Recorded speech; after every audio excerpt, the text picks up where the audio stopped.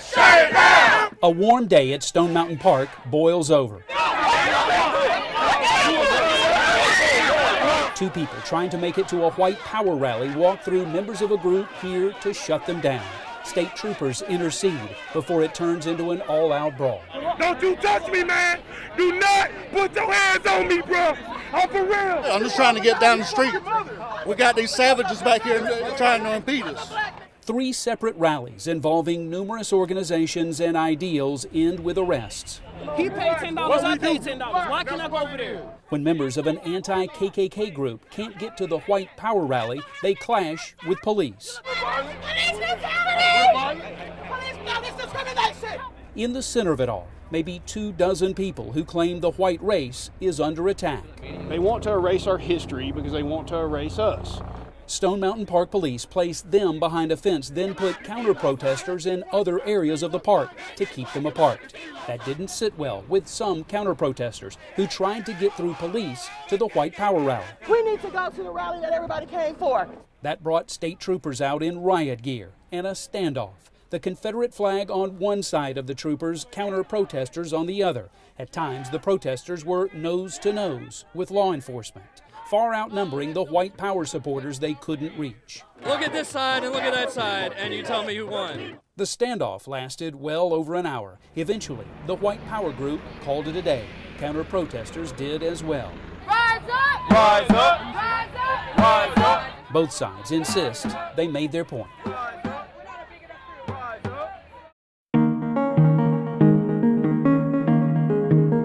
Porterdale, Georgia is a small textile mill town full of old houses on quiet streets. It was here at 27 Hazel Street where Amy Smith says her daughter Tyasia tested positive for lead poisoning in 2007. I had took her for a checkup and they tested her for lead. They called me and they asked me, do I know lead's in the house? I told them no. A county environmental investigation revealed Tyasia's lead levels were dangerously high, more than 5 times what the CDC labels cause for concern, most likely due to deteriorating lead-based paint throughout the house. They had told me if it got over 5 more, she would have died. The family's lawsuit accuses landlord Bobby Chupp of refusing to repair the house even after county investigators recommended he do so. They say Tyasia has permanent brain damage. She has severe neurological deficits that will persist for the rest of her life.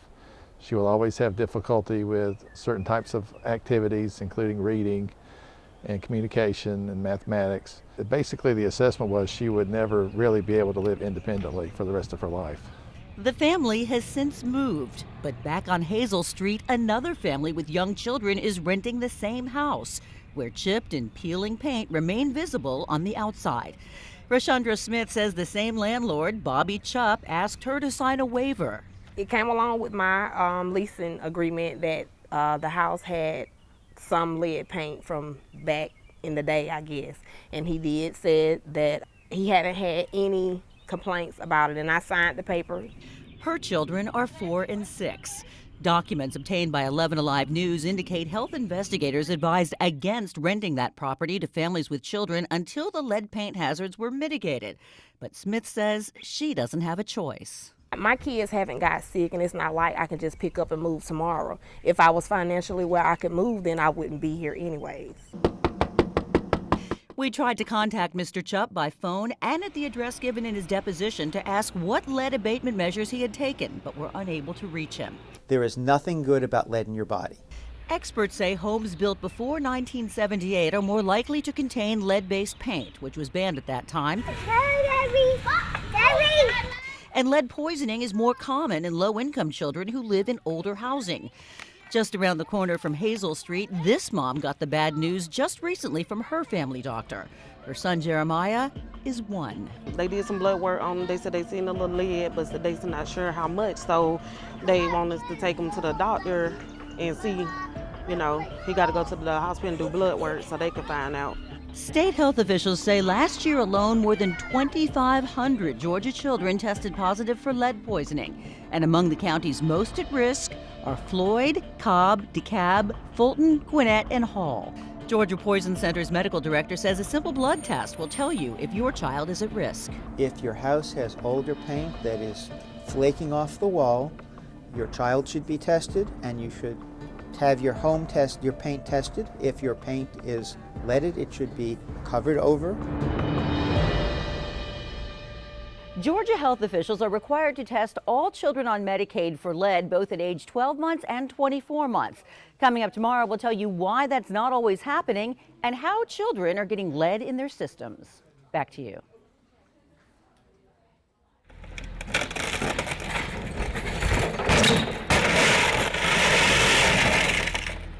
The irony of this Children at Play sign is that it was knocked down by teens who police say were on a joyride in a stolen car.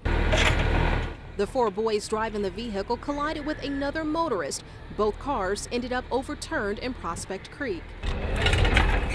One of them belongs to Philip Foster. Somebody stole my car last night. He walked the neighborhood looking for any trace.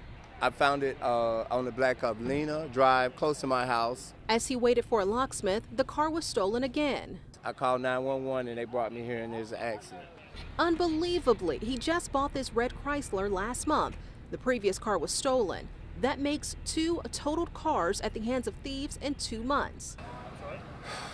It's overwhelming because I've been going through this. I've been going through it and I done been through it. Last month was for suspected juvenile.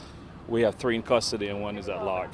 But in a surprising twist, as the teens are being taken into custody, Foster recognizes their faces. I saw them this morning when I went to the car. They was coming down the street. I seen them. He says those were the same teens he saw while waiting for a locksmith. And I was telling them that somebody stole my car. I even said it to them. He says they even pretended to be helpful.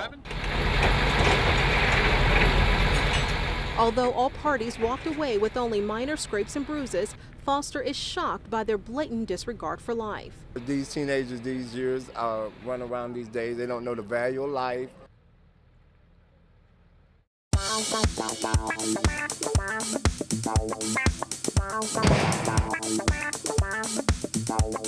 Please fit me. I want this dress. Oh my God, it's too small. Frustration in the fitting room. Who hasn't been there? Cannot get it over my thigh. I need a larger size. Finding what fits can be a challenge when sizes and cuts vary so much. Size 2 Trisha Warwick raided her own closet to show us a few examples, like these shorts. The black pair is so much smaller than the white pair. And so here we have, in the black pair, size 6 from Eddie Bauer. Banana Republic, it's a size 0. Or these jackets. And look, the Gap Kids is bigger than the size 6. How crazy is that? It's a crazy, crazy thing. Expert stylist Sarah Mixon showed us lots of examples at Tootsie's in Buckhead. A line like Pucci is known to run a little bit smaller, so the European lines tend to run smaller. A woman that is normally a size 12 in this line will go down to about an 8. So why is it that women's clothing varies so much in size? Turns out there are a couple of reasons. Fashion design professor and fit expert Pat Troutman says factory-sewn garments can vary by half an inch or so. But the bigger reason is the marketing technique known as vanity sizing. Vanity sizing is when they call it a smaller size than what it used to be. And a number of brands have kind of run it down because they think that their customer would like to have it. It seems to be working.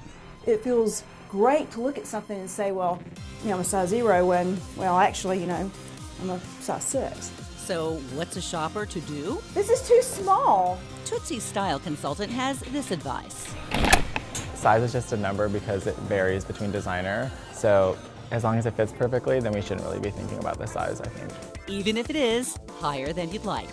Valerie Hoff, 11 Alive News.